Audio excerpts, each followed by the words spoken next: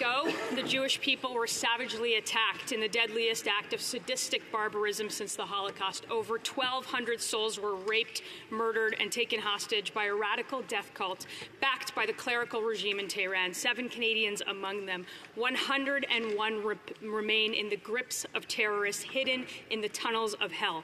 1 year ago, the glory of living a peaceful and safe existence in this country as a Jew ended. They have placated the mob of woke radicals and the anti-Zionist Jew haters that reign free in our streets and reward terror.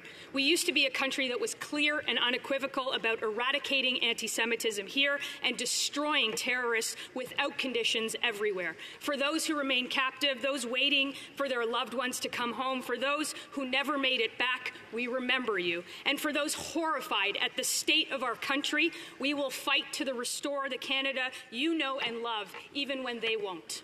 Yeah. Mr. Speaker, 1 year ago, over 1,000 Israelis were killed in a terror attack by Hamas. Since then, Netanyahu's regime has killed tens of thousands of Palestinians and victimized hundreds of thousands in the region. As long as this continues, so too does the harm in our Canadian communities. Over the past year, our local synagogue has had to ask police for support during Shabbat and this past weekend during Rosh Hashanah. Palestinian Canadians who have lost entire generations of family members are afraid to grieve openly and continue to be targeted for their heritage. This is unacceptable. No matter your identity, you deserve to feel safe and to be able to grieve in our country. This is not a political issue, this is a humanity issue. And if members in this House continue to make this tragic loss a partisan issue, we risk losing a part of our own humanity. Today is the horrific anniversary for Jewish and Palestinian Canadians alike. Today is a day of grief, Mr. Speaker.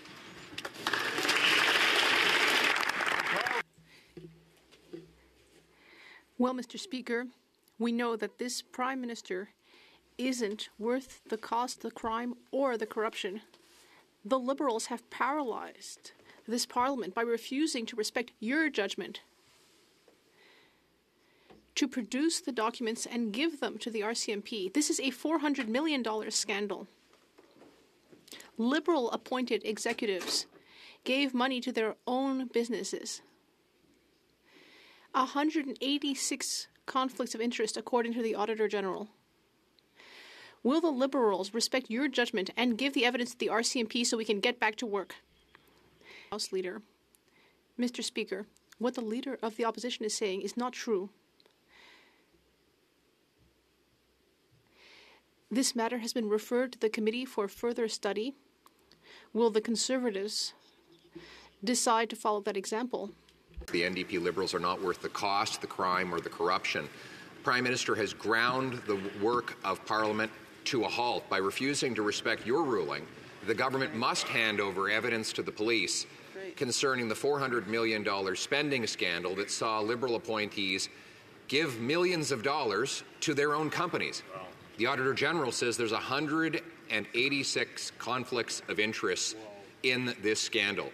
Will the Prime Minister end the cover-up, respect your ruling, give the police the information so that we can have accountability and get back to work? Yeah. The Honourable Leader of the House in the House of Commons. Thank you, Mr. Speaker. Well, it's demonstrably false what the Leader of the Opposition is saying, because your ruling was to send this matter to the House and Procedure Affairs Committee for more study. And so, in fact, it is only the Conservatives that are now obstructing their own obstruction, because they don't want this to go to committee, because it would demonstrate that they are trying to upend charter rights and override police independence. Thank you, Mr. Speaker. Right. The Honourable Leader of the Opposition. Mr. Speaker, the Parliament can get back to work this minute if the government will just hand over the evidence to the police about this $400 million Liberal spending scandal. I found it interesting. They say everybody's going to lose their charter rights if the police get evidence into this $400 million Liberal spending scandal. Right. No, what will happen is that the Liberal nominees and appointees who engaged in 186 conflicts of interest to stuff their own pockets will be held criminally accountable, and Canadians might get their money back.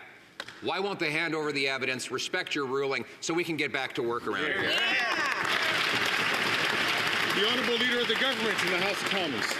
Mr. Speaker, what's interesting about this is that there's actually proof that the Leader of the Opposition is saying is false, because in your ruling you said this matter needs to go to the House and Procedures Affairs Committee for further study, because this is unprecedented in what the Conservatives are putting forward, because, as the RCMP mentioned, it would upend charter rights and it would blur the lines between judicial and legislative independence. Mr. Speaker, the Conservatives can follow your ruling and we can all go back to work, which is what exactly the Canadians want us to do. Thank you. I'd like to thank all members for being very patient and not taking the microphone. I'm going to remind the Honourable Member from South Shore St. Margaret's to do the same.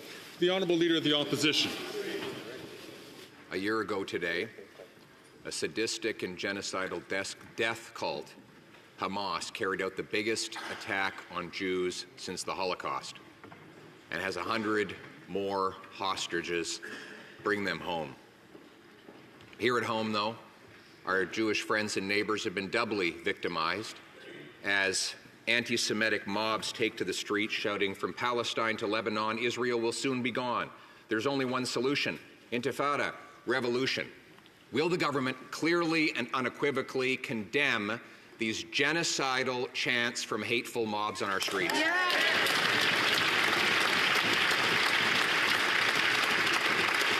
The Honourable Minister for Foreign Affairs. Mr. Speaker, Judy Weinstein, Vivian Silver, Ben Mizrachi, Netta Epstein, Shir Georgi, Alexandre Luc, Idal Vital Kaploun, Tiferet Lapido. May their memories be a blessing.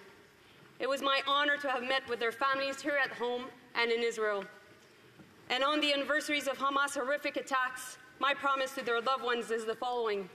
Year after year, Canadians will honor their memories, and to Jewish people, we stand with you. We won't relent until the last hostage returns home.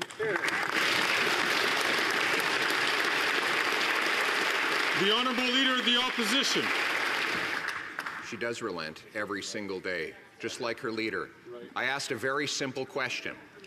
Mobs have taken to the streets in front of Jewish homes, hospitals, and businesses to shout anti-Semitic hate slogans. I quoted a number of them and invited the minister to rise to her feet and specifically condemn them, to stand with Jews against the anti-Semitism that has been allowed to proliferate on our streets. So once again, will she condemn these anti-Semitic chants? The Honourable Minister of Justice and Solicitor General. Mr. Speaker, today is October 7th, an anniversary of a horrific attack on Jews.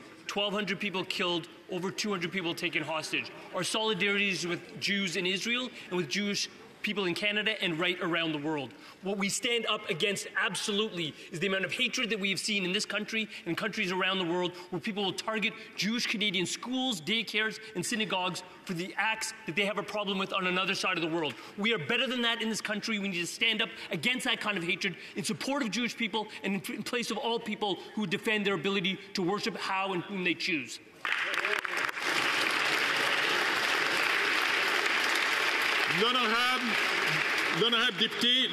The Honourable Member for La Prairie.